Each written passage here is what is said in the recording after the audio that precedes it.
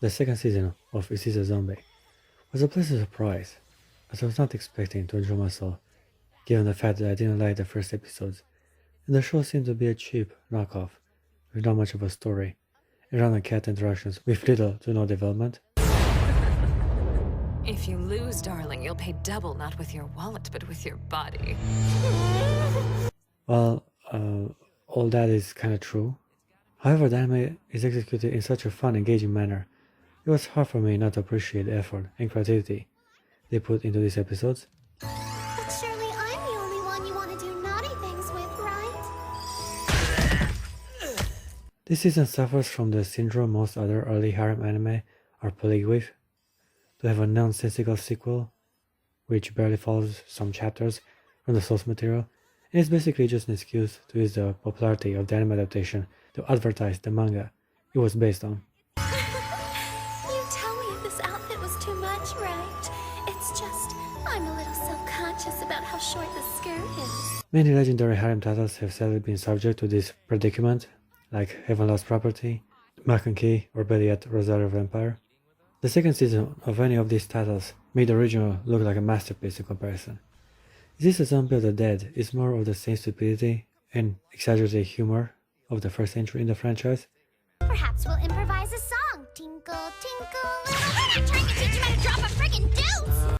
And unlike other titles from the genre, this show actually relies on kata interactions and comedy rather than fan service and nudity to keep the audience engaged and somewhat satisfied with the experience. Do you deny finding me irresistible? Please, we both know I look great in this dress. Okay, whatever. This is where this particular anime shines and solidifies itself as a unique kind of harem. The main kata is the butt of all jokes. It's sort of weird to actually envy his charm and popularity with women. Usually the protagonist is either underdeveloped or overpowered. He, however, Ayamo is simply stupid, gullible, and kind of dorky in everything he does.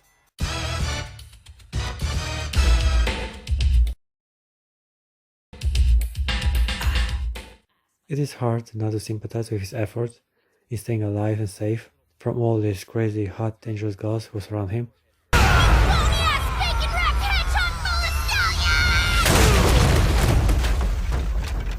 And inflict different kind of physical and psychological torture. You repulsive, swag-bellied tentacle monster, discharge!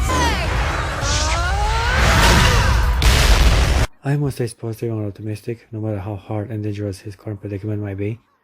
He seems to always find a way to make a joke and somehow escape with his life. Now, if the title of the anime wasn't a giveaway from the start, I gotta mention that the main character is actually a zombie, and therefore kinda immortal and immune to various destructive weapons and other elements, which would otherwise incapacitate or murder any other individual. This is the premise of the show: a weird guy who somewhat got transformed into an immortal punching bag by a gothic Lolita, and now is forced to share his place with an aggressive and abusive collective of ladies.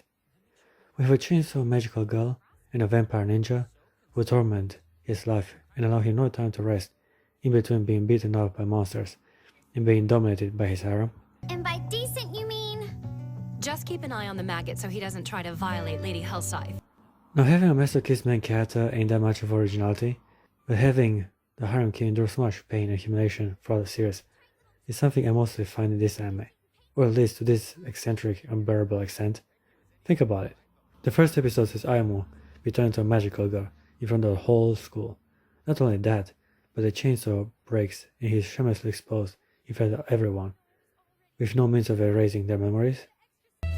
Hot damn! I can go to the festival and not be expected to be some gender-bending icon!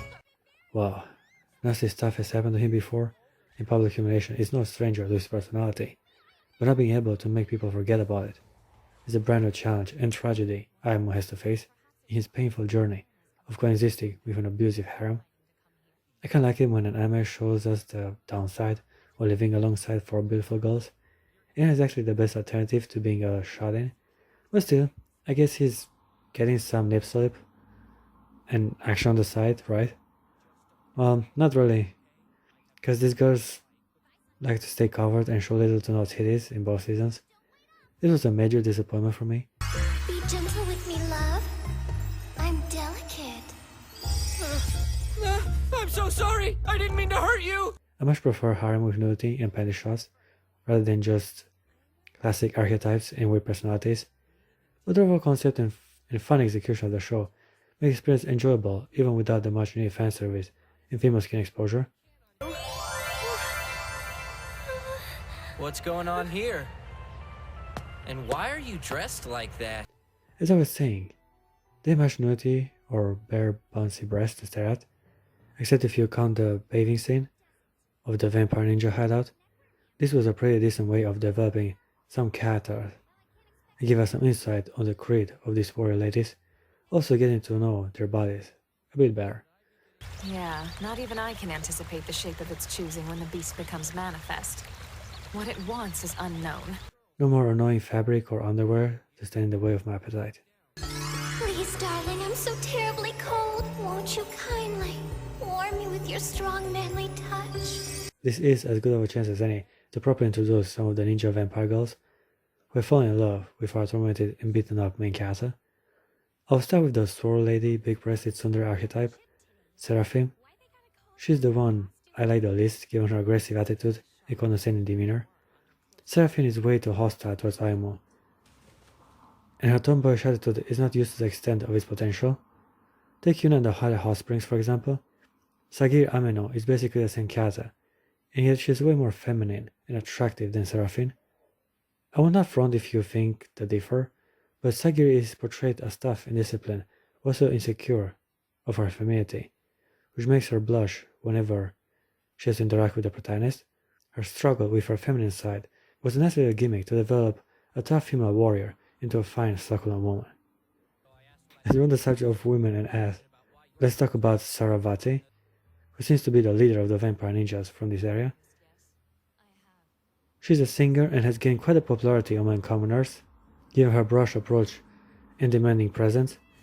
Saravati is also very fascinated with Aimo, mainly because of his body. Being the chosen one kinda sucks. That ass is like an onion. Brings tears to my eyes. Finally, a girl that gets my approach to objectifying your soulmate. She likes the protagonist because of his ass. It is so weird to hear a woman's voice say stupid degenerate stuff like I do every video.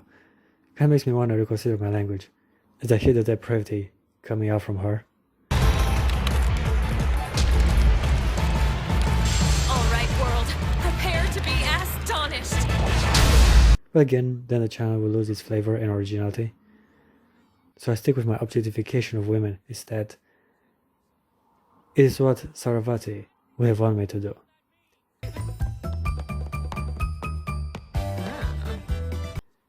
Then we have the loud and obnoxious immature loli of the group, Haruna.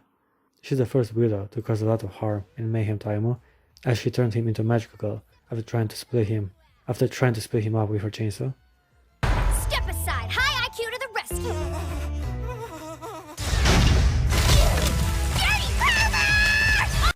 She loses her powers and Aimo becomes the magical girl instead.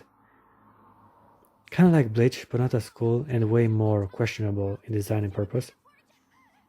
Haruna is cheerful and cute, also very aggressive and dominant, like all the other females from the crib.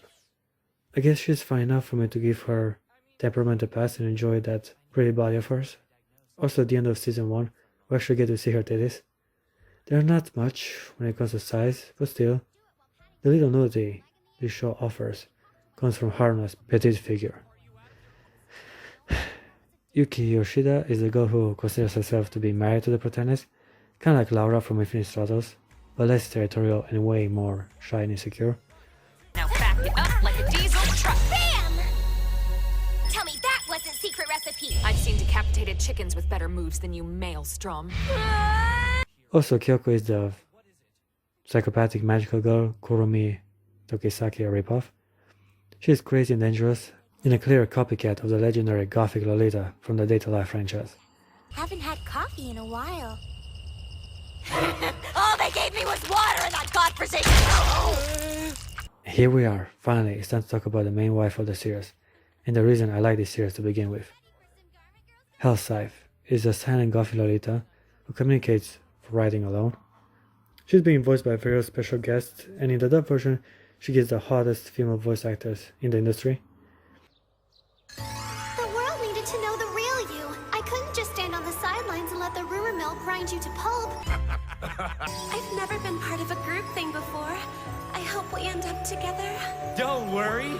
Every episode Ayumu fantasizes about her being in love with him. At the very end, we get various sketches about her alternative personalities as they come together and reminiscence with each other. This was a clever sketch and a fun way to develop her as a colorful, interesting personality. No! This has gotta be forced unlawful cardinal knowledge! You can't have a party with just me. It's the real you! I like the episode when she uses her powers to Harna is able to actually communicate verbally with the rest of the harem.